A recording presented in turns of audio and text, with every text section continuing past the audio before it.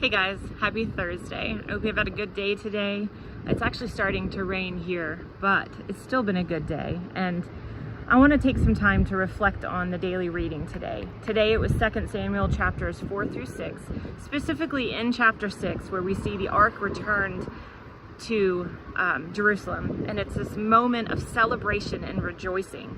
And what I want us to focus on is the heart of worship that we see that David has.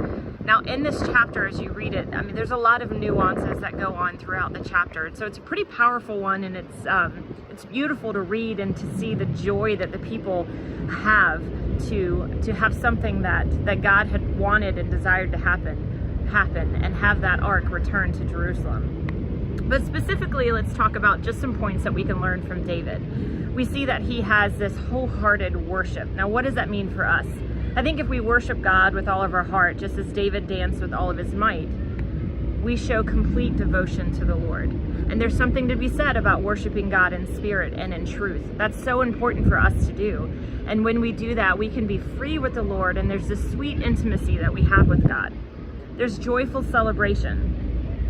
You can embrace worship as a joyful celebration using music and communal activities to express your love for God.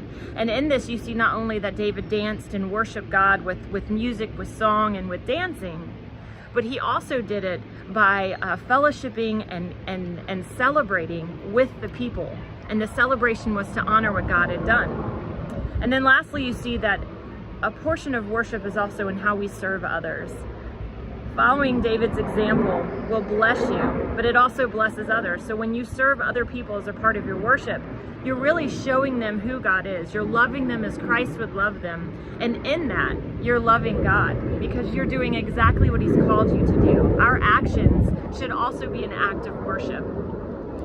So if we allow David to be an example for us, it should inspire us to go worship God fully in every way, in every action, in every word, even in our dancing. I hope that encourages you and challenges you and reminds you that every act we have should be an act of worship to God.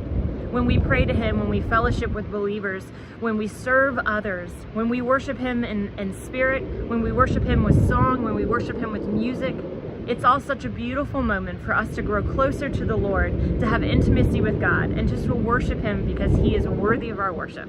I love you guys, and I hope